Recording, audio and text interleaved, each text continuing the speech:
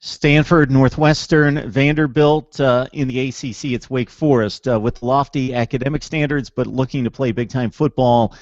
They've succeeded in the past. It's typically a difficult challenge. We bring in Robert Reinhard of Blogger So Dear on the SB Nation platform for Wake Forest Athletics to run down the 2015 recruiting class. Dave, Robert, we appreciate the time talking about Dave Clawson, of course, in his second year with Wake Forest coming up here in 2015, coming off the 3-9 campaign with a 1 win, a late season win over a pretty good Virginia Tech team last season. Your thoughts about Clawson's approach to recruiting there at Wake Forest, and maybe how it's compared to what you've seen in the past? Well, I think Clawson himself is a much more hands-on recruiter than Jim Grobe was previously. Obviously, recruiting is a staff-wide effort. You have your position coaches, your coordinators, and they all have their various regions and positions that they recruit. But one thing I've really noticed is that Clawson is constantly on the road during these recruiting periods, such as after the regular season is over, being a huge one to stretch up until National Signing Day, doing a lot more in-home visits than I've seen. I think he has a very clear plan also to recruit more regionally and locally in the Carolinas, the Virginias, all the way down to Jacksonville, sort of within driving distance, because kids are recruiting a lot earlier now, and so maybe the kids from the South Florida area, they can't necessarily afford to or don't have the time to get to Winston-Salem. It's a long drive.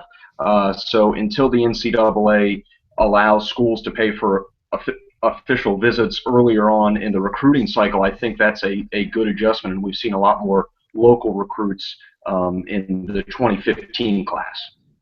Hey, Robert, I would have to say I'm somewhat surprised at the recruiting rankings at this point. Right there around the 50 range. Rivals has you at 47. The Composite 24/7's at 50. It's a pretty strong class. I'm looking at individual recruiting rankings here where you've got a tight end at number 8. You've got 2 players in the top 20. You've got 3 in the top 35. You've got 7 ranked in the top 80 or 85 at their position. So if you could just run down some of those recruits that you're pretty excited about right now. Yeah, I mean, it's certainly a number of players to be very excited about. I think one to start off with is one we landed the other day in Reid, a running back out of Concord, North Carolina. Had some serious looks was originally committed to Tennessee. They sort of recruited over him, but some serious looks from Louisville and West Virginia. He committed the other day, over 6,000 rushing yards over his last 2 seasons. A big back with some good speed. He could easily, with Wake's running back situation, we can talk about that later, he could easily play this fall. Another commit I'm very excited about, actually enrolled early, is quarterback Kendall Hinton out of the Durham area. Won a state championship as a junior. Can run, but is accurate, has a strong arm, so he could compete for the quarterback position with true sophomore John Wolford. And then another player I'm excited about is Deonte Austin, a cornerback out of the Baltimore region. A little small, but fast, highly regarded, so should be a good player for us moving on in the future. Yeah, and I see this tight end, Bowman Archibald, Dade City, Florida, 8th rated tight end. Is he still looking Wake's way? Yes, that's actually sort of an unfortunate situation. He enrolled early at Wake Forest, so he's locked in. Was originally committed to Miami, but within the past several weeks he was running routes and had a sort of ugly leg injury, so he had surgery. So I don't know what his status will be for this year, but that's another highly regarded player, and hopefully one that we can develop and utilize in the years to come. Yeah, you mentioned Reid possibly getting some playing time. Can you look at last year's Wake Forest club and then kind of project it ahead to 2015? Let us know where you have some positional needs. Certainly. Well, anybody who watched our team play last year knows that offensive line was a serious area of struggle for us. Now, we may address that with some players we recruited last year who we redshirted. They probably would have been good enough to play, but I think having the best long-term interest in the program, we're redshirted. Cornerback is an area where some young players will have their opportunity to step in. Wake will lose two senior starter cornerbacks in Kevin Johnson and Merrill Noel. I think receiver is an area where somebody could step in. Somebody like Stephen Claude, another pretty decent 2015 commit for us, could step in and play. And running back, really, we could establish no running game. We had the worst rushing attack in the country last year. So those are definitely some positions where people can come in and play fairly early. Hey, Robert, I've got to say that I'm interested in the quarterback situation among this recruiting class because you discussed Kendall Hinton out of Durham, North Carolina, the 35th rated dual threat quarterback. Kyle Kearns is also listed here as the 12th rated pocket passer. These are two highly recruited kids, highly rated kids coming to Wake Forest, but he's a pocket passer. Is there any insight there in regards to the way this offense might be headed? Yeah, it's interesting because Wolford is our current quarterback, sort of in between a dual threat and a pocket passer. Kearns, as you mentioned, is a strictly pocket passer, and Hinton is closer to a dual threat. Hearns is interesting in that, like you said, he's a four-star recruit, top 12 pro-style quarterback, but Wake is his only Power 5 offer from what I can tell. Was originally committed to SMU, but decommitted following that season. Did have some coaches from Michigan recently visit him, so certainly some interest from some big schools. I think with the way the game is changing, you'd like to be able to have a quarterback who can run, not necessarily exclusively a zone read type deal, but can certainly create plays with his feet when the play breaks down or when receivers can't get open, and hopefully buy the offense a long enough time to make a play downfield.